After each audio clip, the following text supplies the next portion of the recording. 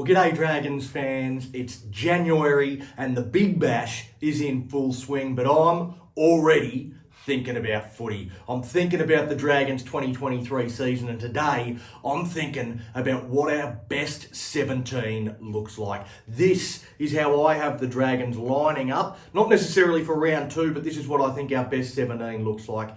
Fullback, there's been a bit of a spanner thrown in the works, of course, with Cody Ramsey's illness. We're all hoping the best for Cody and that he can recover and get back on the field, get back to playing his best footy and get back to being the Dragons' custodian. But it doesn't look like he's going to be available for the early part of the season. There's a lot of uncertainty around where he's going to fit. But I'm still really excited by what an opportunity this provides for Tyrell Sloan. Tyrell Sloan's got to be our man at fullback. Hook has to make that choice. He has to take this option. He can't keep playing it safe with guys like Moses and By. We know Jack Bird's too slow to be playing fullback on a regular basis. Does okay when he has to fill in from time to time. You don't want to be moving Zach Lomax and weakening one position to strengthen another. You have to put your faith in the talent that is Tyrell Sloan. I don't think he'll let us down. I think he's a mercurial talent. I think he's a bloke that has all the weapons in his arsenal. He just needs to be built up. He needs to get that confidence, and I think he's going to have a huge season for us and be a big reason why we're going to be successful in 2023. On the wings, they pretty much pick themselves. Matt Feeney, he was sensational towards the back end of last year, breaking tackles for fun. I can't wait to see him go to the next level in 2023. He probably starts as our secondary winger heading into the season. I think by the end of the season, he'll not only be the Dragons' number one winger, he'll be one of the premier wingers in the competition. I think he's set for a huge year. On the other flank, we'll have Mika Ravaloa. Mika had a bit of a so-so season last year. He started with a double against the Warriors and then didn't score too many points after that. And then, of course, got injured towards the back end of the year as well. He'll still start our sets really well, but I think Mika needs a really big season in 2023. I'm looking forward to seeing him challenged with guys like Max Feeney, Alex Lobb, these guys coming through our system. They've got to be putting pressure on Mika. He has to step up and go to another level if he is to maintain his spot on the wing. But I think he starts our season as the number one winger. Again, the centres, very easy selections there. Moses Sully, we missed him towards the back end of the season. He was one of the most damaging centres in the competition. I think it's a travesty that his name wasn't mentioned more regularly in the lead up towards State of Origin. I think he's in that sort of frame. I think with another season with the club, the halves will have a better idea as to how to get Moses Sully into the game, get him early ball. They know how damaging he can be. I think those combinations will be a lot better in 2023, and Moses Sully will be even better than he was last year. Zach Lomax, the other centre, of course, he again had an up and down year, probably too many errors, definitely too many errors, but in a lot of ways, it was a career best season for Zach Lomax. I think that his work rate stepped up. It went right up through the roof.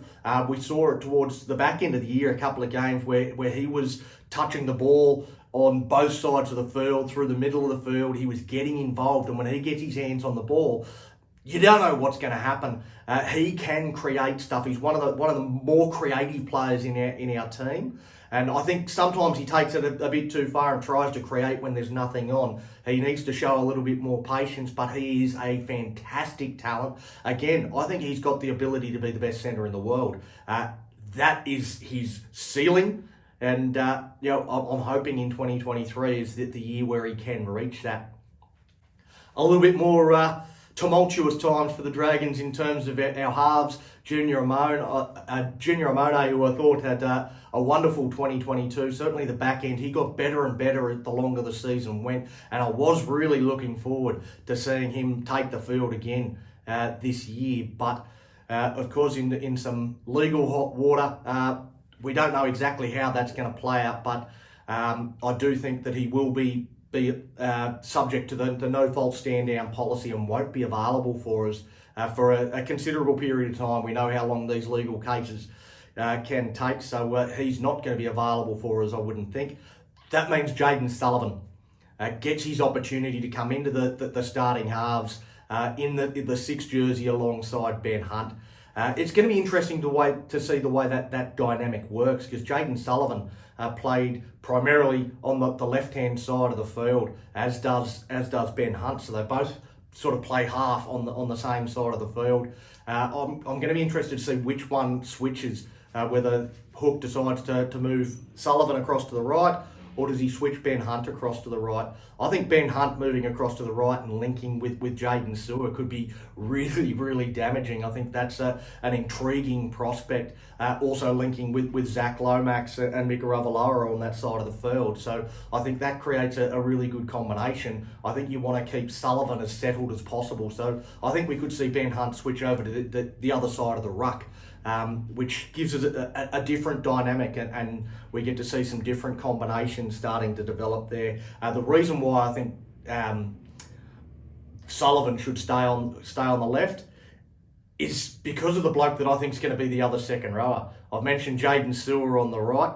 I think the other one, and a lot of people will disagree with this, is going to be Billy Burns.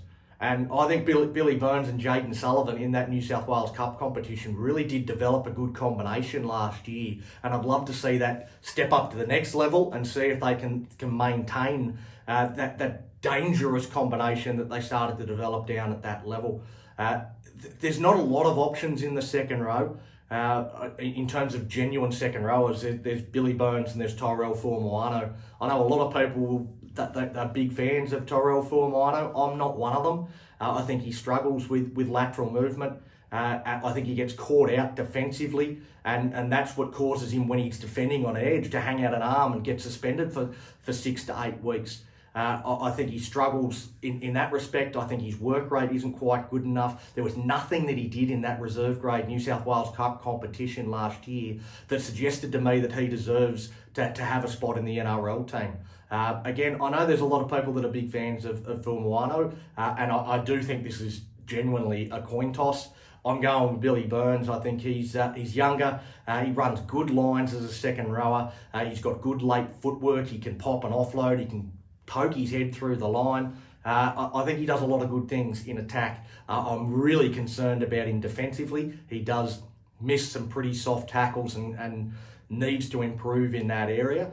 So it's not a selection I make with a great deal of confidence, but I'm going with Billy Burns in the second row. I sort of skipped over the front row. We'll go back there now. Blake Laurie, I think he had a career best year last year, and I think he's right at that right age. In his mid-20s now, where he is going to step up to the next level. I've always sort of said that the Dragons are a premiership threat if Blake Laurie is a bench prop. So that gives me some concerns, I suppose, over the depth in our front row, the quality of our depth. We've got 1,000 front rowers, we've got 1,000 middle forwards, but we don't have a lot of quality. Blake Laurie is our number one front rower. I think he got challenged last year, bringing in guys like Frankie Molo to try and challenge him, and he's risen to that challenge. He has got back to the mantle of being our number one prop, and I think he starts without a shadow of a doubt. Looking forward to him having a big season, and again continuing to prove some of his doubters wrong. The other front row I think is going to be Jack de Belin. Again, I know a lot of people prefer him at lock. I don't know why. I think that he played his best footy last year when they simplified his role, when he stopped trying to be that ball-playing lock that he just isn't, and tucks the ball under the wing and charges forward, does the simple stuff, and then hits like a train in defence. When he's playing a little bit tighter in the front row, it really does solidify our middle, because there's no way through Jack de Belin. His defensive technique is second to none. I love watching him tackle, and I'm going to enjoy watching him do it again heading into this season. Dummy half is another one that is up for a fair bit of debate. I think there's a few people that are really vying for spots, but I'm going with Jacob Little in the 9 jersey, simply because he's the only bloke that's actually eligible at the moment. That's a genuine 9. Of course, we lost Andrew McCulloch to retirement, which I know a lot of fans aren't too disappointed with, thinking that was the right decision and the right time for him to make that call. But yeah, Little's in our top 30 squad. We've got Connor Mollison, who's on a development contract. He's not available until round 11 unless his contract gets upgraded. And the same with Haeli Finau, a youngster that we brought down from Queensland, Melbourne Storm Junior. So we brought him into our system. He looks really dangerous in terms of his work getting out of dummy half and his ruck craft. He looks like a real running threat if he gets an opportunity. But at the moment, only on a train and trial contract. Again, that could be upgraded. There are some rumours about that it may get upgraded. He might be added to the top 30. That will make him a genuine option right from the start of the season, which is round 2 for us, of course. But for the moment, Jacob Little is the only genuine 9 that is an option in our top 30. I think he's a really good player. He's a former Australian schoolboy. He's had a lot of injury concerns. I think if he can stay fit, he's got a good running game. He's decent defensively. I think he's gonna be a bit of an upgrade. I think in that position. And I think it's really important that Jacob Little has a big season. And as I say, if he can stay fit, I think he's a quality player. Locking the scrum, I've got Jack Bird. Again, Jack got moved around here, there and everywhere last year, and he didn't know whether he was Arthur or Martha. Played in the centres, the second row. He played played fullback, played just about everywhere on the field at one stage or another. But I think when he went to lock towards the back end of the year, it sort of gave him that freedom to play the way that he wants to. He was able to shift out and play a sort of extra fullback. He was able to play through the middle and do some of those tough yards. He was able to simplify his defence. Again, he's a guy that the defending on an edge seemed to get caught out a bit. Whereas defending in the middle, it's a little bit more straight up and down. There's not too much sideways movement, and I think that sort of suited him a little bit better defensively. Again, I'd like to see him hit and stick a lot more. He tends to bounce off tackles too often, which is great when he's got the ball in his hand. Not so great when he's trying to tackle a bloke. So there's some things for Jack to work on, but I think playing at lock gives us another dimension in attack.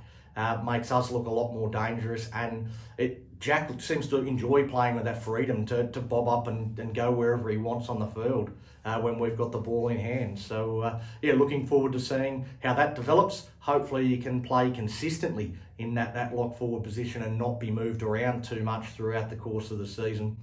Going now to the bench, Moses Mbai, his versatility is pretty valuable for us there on the bench. So he gets the 14 role. I think there was a couple of ways that they might have gone with this decision, but of course, with the stuff with Cody Ramsey and Junior Amone, I don't know that there's any other choice but to go with Moses Mbai on the bench there.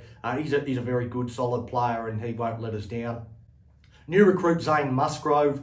I'll have him on the bench as well. Again, a few people will have Musgrove starting. He did for the Tigers. But I think he's effective as a bench player. He's a big body. He'll come on and he'll play a role. Frankie Molo, he's of course not available for round 2. So that'll provide an opportunity for a guy like a Jaden Hunt, a Josh Corrich, a Michael Molo might get an opportunity in that round 2 clash. But I think overall, Frankie Molo will be in our starting 17 at full strength when he's back from suspension for round 3. I thought he had a tremendous start to the season last year, Molo, but really did dip off in form towards the back end of the year. He needs to get back to that sort of form that saw him play State of Origin footy. If he can do that, again, I think he's a valuable member of this squad and can really create some damage. Another new recruit in Ben Murdoch-Masilla I'm going to have in the 17 jersey. I'm not 100% sold on this guy, but he's a huge human. He can come on and bend the line. He can be our impact forward off the bench. He's not going to play big minutes, and we don't need him to play big minutes. But he can come on and change what is happening during the course of the game. If things are going against us, he can change it back into our favour with a couple of big, strong carries and big hits. And the same as if things are going in our favour, he can really ram home that advantage, put the foot on the throat, and get us home a little bit more comfortably than we otherwise would have. I wouldn't expect him to play more than 15, 20 minutes per game. He's not going to play big minutes, but while he's on the field, expect to notice him, expect him to have a real impact. I think there are a few other options in terms of Aaron Woods and Jaden Hunt, big bodies that can try and fill this role. But I think Ben Murdoch-Masila has been bought specifically for this purpose. That is how I see our strongest 17, and I think it's a team that at full strength can be very, very competitive this year. I'll talk a little bit later during the month in terms of how I think our season is going to play out. But yeah, I think overall our best 17 is a top 8 team. So I think it's going to be a decent season if we can all stay fit and healthy and disciplined, no suspensions, all that sort of stuff. If we can do that, I think our best is good enough. Go the Dragons.